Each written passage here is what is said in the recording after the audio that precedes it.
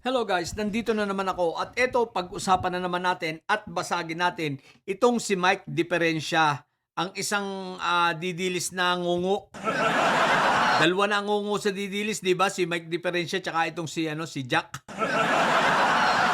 Pero eto pag-usapan natin itong si Mike Diferensya. Sa mga hindi po nakakaalam, yan nakikita niyo sa taas, yan ay aerial view ng yan may lupa, yan ay aerial view ng nakalbong bundok dito sa Rizal.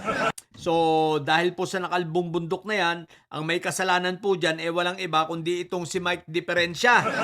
Bakit po si Mike Diferensya? Ayan po, siya po ay owner ng Pax Libera Mining Incorporated at ang Majestic Earth Core Ventures, no? Siya po ang may-ari niyan. Isa po siya sa mga may-ari. At natatandaan po ninyo, ang operations na yan matagal-tagal na rin lang. At ng panahon ni Gloria Macapagal Arroyo, siya po ay naging DENR Secretary. At sa pagiging DENR Secretary niya, ginahasa niya ang Rizal at pinagsamantalahan. Kaya ayan, pagdating ng 2020, itong aerial view ito, kung kailan ito kinuna, 2022 yata, matagal-tagal na. Ayan na, kalbo na.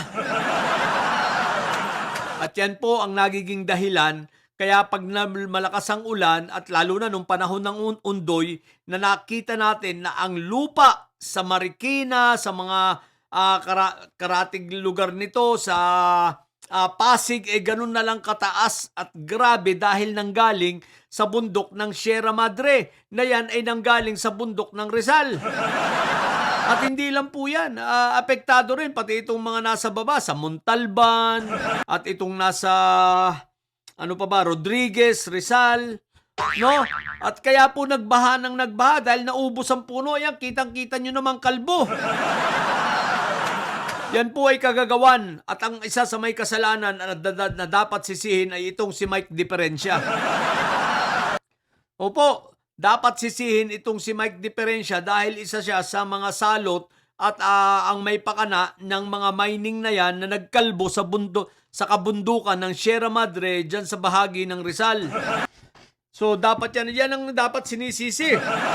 Ngayon, ang lakas ni Mike Diferensya, may nalalaman ka pang panawagan sa flood control? Ang kapal ng mukha mo, Brad. Eto, Brad ko po ito sa fraternity pero hindi ko kinukonsinti ang kapal ng mukha nitong taong ito.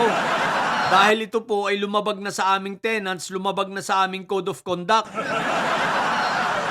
So isipin nyo, ang lakas manawagan, ang lakas maghihiyaw na kunwari may corruption sa flood control. Talaga namang may corruption sa flood control pero bago ka tumingin sa muta ng iba, Mike Diferensya, tingin-tingin sa iyong mata. Huwag lang yung nguso mo lagi mong iniintindi. Tingin din naman sa mata. Tingnan mo. Kaya nagbaba. Kung tutusin, ikaw ang dapat sisihin ng mga taga Marikina, taga Pasig, at mga taga Montalban, taga Rizal, taga San Mateo. Bakit? Kaya naman sila binaba dahil sa kagaguhan mo. Tingnan mo nga yan, Kinalbo nyo na ang bundok. Ang tanong, tinaniman nyo ba?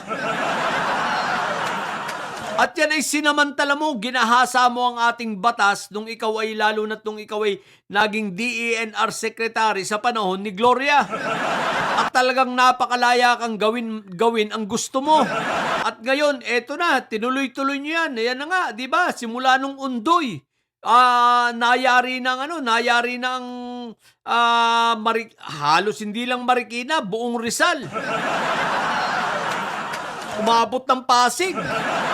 Ngayon, kada may baha, kada may bagyo, binabaha ang Metro Manila at ang may mga lupang kasama na nanggagaling dyan sa bundok ng Sierra Madre, particular dyan sa Rizal, sa mining na pinaggagawa ninyo. Ngayon, nagmamalinis ka? May panawagan ka pa ng anti-corruption kuno-kuno?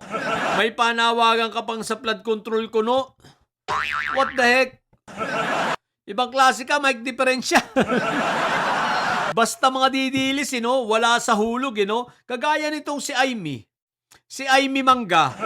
Ang kapal ng muka. May panawagan na kunwari, wala siyang mga insertion. Eh, yung pala naman napakadami niyang mga pinagagawa at kalokohan at mga insertions. Eh, eto pa, ang kutsabahan nila ni ano, ni Sabit Sipon sa Ilocos Sur, 'di ba?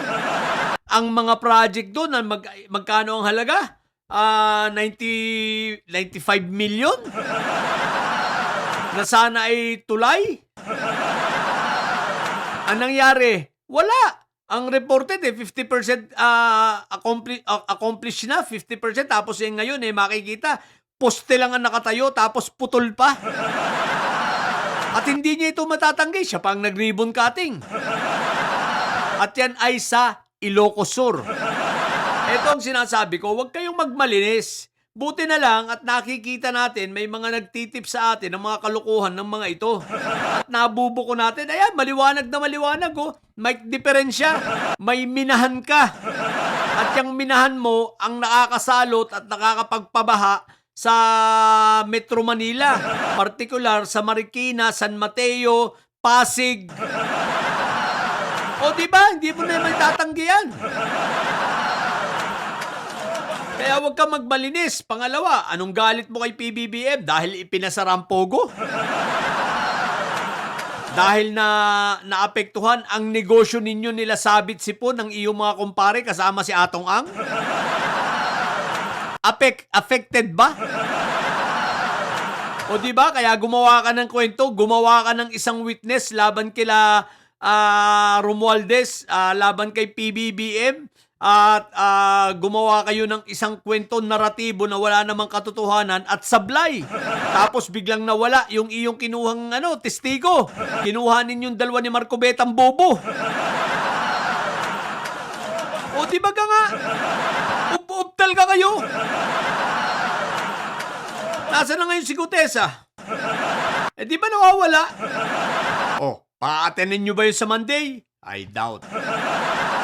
Pa-attenin nyo kaya sa Blue Ribbon Committee hearing? I doubt. Diba? Gawa-gawa pa ng kwento, magbida-bida pa. Tapos gagawa kayo ng impeachment complaint labang kay BBBM? O diba? Magmamalinis ka na naman. Ayusin mo muna itong mining na ito. Dapat ikaw ay singilin ng taong bayan. Mga kababayan namin dyan sa Marikina, Pasig, sa Rizal. Singilin nyo ito, si Mike Diferensya. At sa DENR natin, tingnan nyo naman yung mining na yan.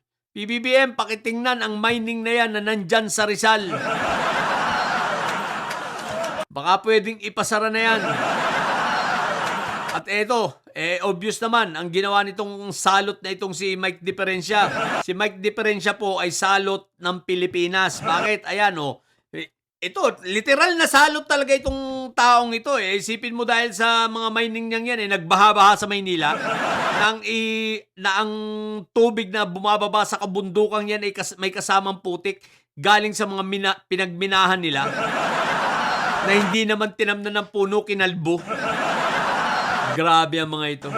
So, yun lang. Ang kapal ng mukha talaga itong Mike Diferensya. Kaya alam nyo na mga kababayan ang mining sa Rizal ay pag-aari nitong si Mike Diferensya.